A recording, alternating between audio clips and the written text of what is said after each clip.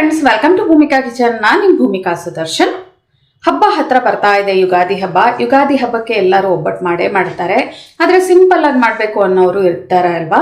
ಅದಕ್ಕೋಸ್ಕರ ನಾನಿವತ್ತು ಸಬ್ಬಕ್ಕಿ ಕ್ಯಾರೆಟ್ ಪಾಯಸ ಮಾಡೋದು ಹೇಗೆ ಅಂತ ತೋರಿಸ್ಕೊಡ್ತಾ ಇದ್ದೀನಿ. ಸೀಸನ್ ವೈಸ್ ಬೇಸಿಗೆಗಾಲದಲ್ಲಿ ತಂಪಾಗಿರೋ ಅಂಥದ್ದು ಏನಾದರೂ ಒಂದು ಮಾಡ್ಕೊಂಡು ತಿನ್ನಬೇಕು ಅಂತ ಅನಿಸ್ತಿರುತ್ತಲ್ವಾ.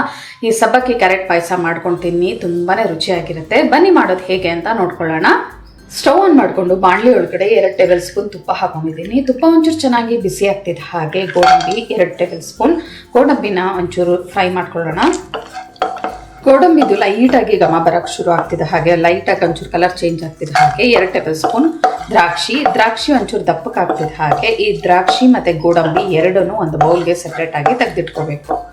ದ್ರಾಕ್ಷಿ ಗೋಡಂಬಿ 2 ಫ್ರೈ ಆದ ನಂತರ ಒಂದು ಬೌಲ್ಗೆ ಟ್ರಾನ್ಸ್ಫರ್ ಮಾಡ್ಕೊಂಡಿದ್ದೀನಿ. ಅದೇ ತುಪ್ಪದಲ್ಲಿ ಕ್ಯಾರೆಟ್ ಫ್ರೈ ಮಾಡ್ಕೊಳ್ಳೋಣ. 2 ಮೀಡಿಯಂ ಸೈಜ್ ಕ್ಯಾರೆಟ್, ಬೌಲ್ ಮೆಷರ್ಮೆಂಟಲ್ಲಾದರೆ 1 ಬೌಲ್ ಅಷ್ಟು 250 ml ಕಪ್ಪಲ್ಲಿ 1 ಕಪ್ ಅಷ್ಟು ಕ್ಯಾರೆಟ್ ತುರಿನ ತೊಗೊಂಡು ಇದು ಕ್ಯಾರೆಟ್ ತುರಿನ ಚೆನ್ನಾಗಿ ಫ್ರೈ ಮಾಡ್ಕೊಳ್ತೀನಿ. ಆದಷ್ಟು ಮೀಡಿಯಮ್ ಟು ಲೋ ಫ್ಲೇಮಲ್ಲೇ ಫ್ರೈ ಮಾಡ್ಕೋಬೇಕು. ಕ್ಯಾರೆಟ್ದು ಹಸಿಗಮ ಎಲ್ಲ ಹೋಗಿದೆ. ಒಂದು 3 ರಿಂದ 4 ನಿಮಿಷ ಇದನ್ನು ಚೆನ್ನಾಗಿ ಫ್ರೈ ಮಾಡ್ಕೊಳ್ತೀನಿ. ಇವಾಗ ಇದನ್ನು ಪಕ್ಕ ಎತ್ತಿಟ್ಕೊಳ್ತೀನಿ.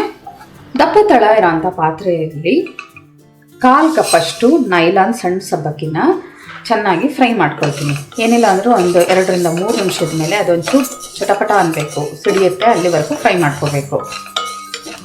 ಲೈಟಾಗಿ ಚಟಪಟ ಅಂತ ಶುರು ಆಗಿದೆ ನೋಡಿ. ಇವಾಗ ಕಂಪ್ಲೀಟ್ ಲೋ ಫ್ಲೇಮ್ ಮಾಡಿಕೊಂಡು ಇವಾಗ ಇದಕ್ಕೆ 1 ಕಪ್ ಅಷ್ಟು ನೀರು ಹಾಕೊಳ್ತೀನಿ. 1/4 ಕಪ್ ಅಷ್ಟು ನೀರು ಹಾಕ್ಕೊಂಡು ಎಲ್ಲ ಚೆನ್ನಾಗಿ ಈ ಥರ ಮಿಕ್ಸ್ ಮಾಡ್ಕೊಳ್ತೀನಿ. ಮಿಕ್ಸ್ ಮಾಡಿಕೊಂಡು ಒಂದು ಕುದಿ ಬರ್ತಿದ್ದ ಹಾಗೆ ಲಿಡ್ ಕ್ಲೋಸ್ ಮಾಡಿಕೊಂಡು ಒಂದು 3 ನಿಮಿಷ ಇದನ್ನು ಮೊದಲು ಬೇಯಿಸ್ಕೊಳ್ಳೋಣ. ಚೆನ್ನಾಗಿ ಕುದಿ ಬರ್ತಾ ಇದೆ. ಇವಾಗ ಲಿಡ್ ಕ್ಲೋಸ್ ಮಾಡ್ಕೊಳ್ತಾ ಇದ್ದೀನಿ. ಸಬ್ಬಕ್ಕಿ ಬೇಯ್ತಾ ಇರೋದು ಒಳ್ಳೆ ಘಮ ಬರ್ತಾ ಇದೆ ನೋಡಿ. ನೋಡಿದ್ರೇನೆ ಗೊತ್ತಾಗ್ತಾ ಇದೆ ಒಂಚೂರು ಸಾಫ್ಟ್ ಆಗಿದೆ ಅಂತ ಅಂದ್ಬಿಟ್ಟು. ಇವಾಗ ಇದಕ್ಕೆ 1/2 ಲೀಟ್ರಷ್ಟು ಹಾಲು, ಅಂದರೆ ಕಪ್ ಮೆಷರ್ಮೆಂಟಲ್ಲಾದರೆ 2 ಕಪ್ ಅಷ್ಟು ಹಾಲು ಹಾಕೊಳ್ತಾ ಇದ್ದೀನಿ. ಒಂದ್ಸಲ ಇದೆಲ್ಲ ಚೆನ್ನಾಗಿ ಮಿಕ್ಸ್ ಮಾಡ್ಕೊಳ್ತೀನಿ. ಕುದಿ ಬರೋಕ್ಕೆ ಶುರು ಆಗಲಿ.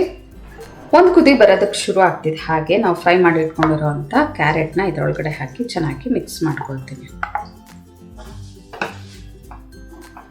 ಒಂದ್ಸಲ ಈ ಥರ ಎಲ್ಲ ಚೆನ್ನಾಗಿ ಮಿಕ್ಸ್ ಮಾಡ್ಕೊಳ್ಳೋಣ. ಸಬ್ಬಕ್ಕಿ ಈಗಾಗಲೇ ಚೆನ್ನಾಗಿ ಬೆಂದಿದೆ. ಇನ್ನೇನಿದ್ರು ಅದು ದಪ್ಪ ಅರಳ್ಕೋಬೇಕು ಒಂಚೂರು ಅಷ್ಟೇ. ಇವಾಗ 1/4 ಕಪ್ಗೂ ಒಂಚೂರು 1-2 ಟೇಬಲ್ ಸ್ಪೂನ್ ಜಾಸ್ತಿ ಸಕ್ಕರೆ ಹಾಕೊಳ್ತಾ ಇದ್ದೀನಿ.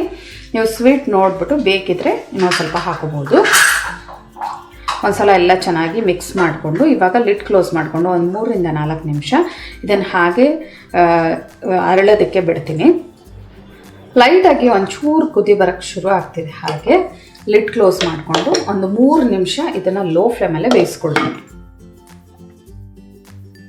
3 ರಿಂದ 4 ನಿಮಿಷ ಲಿಡ್ ಕ್ಲೋಸ್ ಮಾಡಿಕೊಂಡು ಬೇಯಿಸ್ಕೊಂಡೆ. ನೋಡಿ ಈ ಹದ ಬಂದಿದೆ, ಚೆನ್ನಾಗಿ ಸಬ್ಬಕ್ಕಿ ಎಲ್ಲ ಅರಳ್ಕೊಂಡಿದೆ. ನಾನು ಸ್ವಲ್ಪ ಹೊತ್ತು ಆಗ್ತಾ ಇನ್ನೂ ಗಟ್ಟಿಗಾಗುತ್ತೆ. ಇವಾಗ ಕೊನೆಯಲ್ಲಿ ಏಲಕ್ಕಿ ಪುಡಿ ಹಾಕೊಳ್ಳೋಣ. ಒಂದು 4 ಏಲಕ್ಕಿನ ಒಂಚೂರು ಸಕ್ಕರೆ ಹಾಕಿ ಪುಡಿ ಮಾಡ್ಕೊಂಡಿದ್ದೀನಿ. ಜೊತೆಯಲ್ಲೇ ಆವಾಗಲೇ ಫ್ರೈ ಮಾಡಿ ಇಟ್ಕೊಂಡಿದ್ವಲ್ಲ ದ್ರಾಕ್ಷಿ ಗೋಡಂಬಿ, ಅದನ್ನು ಕೂಡ ಹಾಕ್ಕೊಂಡು ಒಂದ್ಸಲ ಎಲ್ಲ ಚೆನ್ನಾಗಿ ಮಿಕ್ಸ್ ಮಾಡಿದ್ರೆ ಸಬ್ಬಕ್ಕಿ ಪಾಯಸ ಸರ್ವ್ ಮಾಡೋದಕ್ಕೆ ರೆಡಿ ಆಗುತ್ತೆ.